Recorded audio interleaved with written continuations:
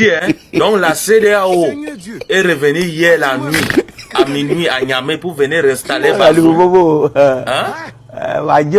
Ils ont dit qu'ils devaient venir la journée. Maintenant, ils ont décidé de venir que la nuit pour venir installer Bazoum.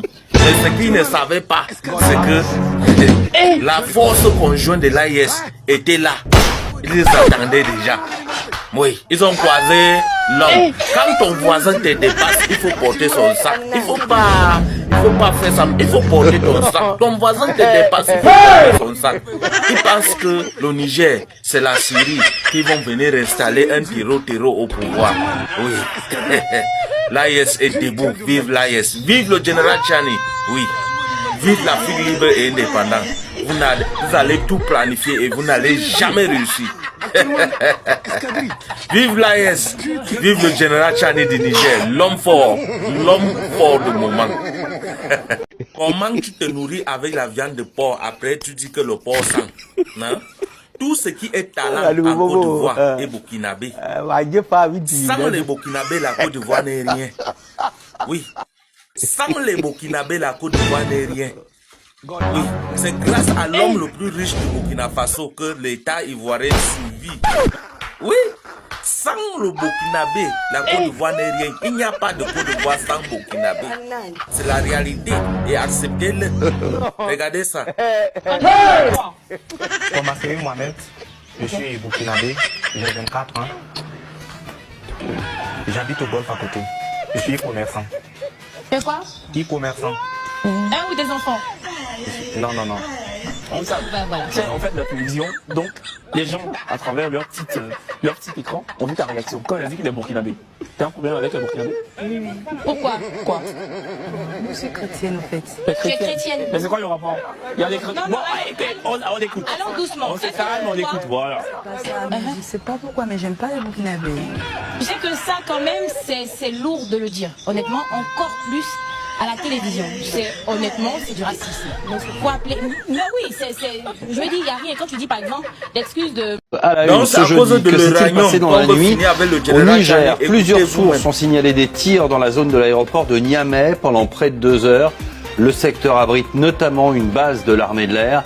Des témoins signalent l'usage de batteries anti-aériennes, des bâtiments en flammes, des voitures brûlées. Le calme serait revenu depuis.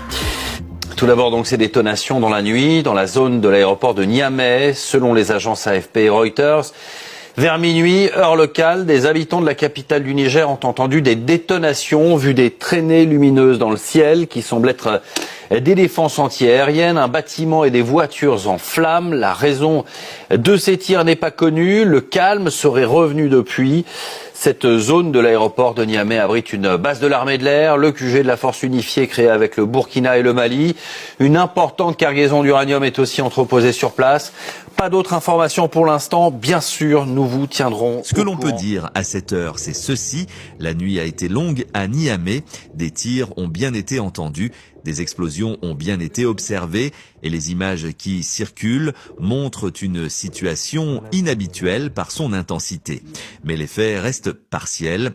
Aucune communication officielle détaillée n'a encore permis d'expliquer précisément la nature de ces tirs, leurs auteurs, ni leur objectif. Le calme serait revenu, c'est un élément important, mais il ne suffit pas à dissiper les interrogations. Ce qui rend cette séquence particulièrement sensible, c'est le lieu. La zone de l'aéroport de Niamey n'est pas un secteur ordinaire. Elle abrite une base de l'armée de l'air, le quartier général de la force unifiée mise en place avec le Mali et le Burkina Faso, et surtout une cargaison stratégique d'uranium sous haute surveillance. Ce simple fait change la lecture de l'événement. Dans un contexte régional tendu où la sécurité, la souveraineté et les équilibres géopolitiques sont fragiles, tout incident dans cette zone revêt une dimension nationale, voire internationale. Il faut donc éviter 2 pièges. Le premier, c'est la panique. Aucun élément confirmé ne permet à ce stade de parler d'attaque extérieure, de tentative de prise de contrôle ou d'opération ciblée contre l'uranium. Le second, c'est le silence prolongé, car en matière de sécurité, l'absence d'explication laisse toujours place aux rumeurs, aux interprétations et aux manipulations. Ce que les Nigériens et plus largement les opinions publiques de la région attendent maintenant, ce sont des clarifications. Que s'est-il passé exactement? Pourquoi des tirs antiaériens? Y a-t-il eu une menace identifiée? Et quelles mesures ont été prises pour sécuriser les sites sensibles? Ces réponses sont essentielles pour éviter que l'incident de cette nuit ne devienne un facteur d'instabilité supplémentaire. Nous continuerons à suivre la situation de près, à vérifier les informations et à vous tenir informés au fur et à mesure que des éléments fiables émergeront. Dans un contexte aussi sensible, la prudence, la transparence et la responsabilité restent les meilleures garanties contre l'escalade. Nous y reviendrons. Je pense que vous avez compris, non? Il veut à tout prix mettre main sur l'uranium du Niger, même si c'est par force. Emmanuel Macron veut à tout prix prendre l'uranium du Niger, même si c'est avec la force. Franchement, mais ça fait mal, hein?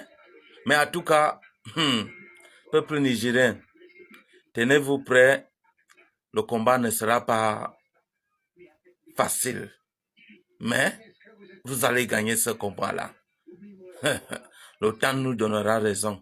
Emmanuel Macron veut utiliser la force pour prendre l'uranium du Niger. Même s'il faut venir avec les terroristes en plein jour, il va le faire. Le monde. Ah, la loi de jungle. Oui, c'est le plus fort qui gagne. Ah, ça fait mal, hein? Ça fait mal. Non.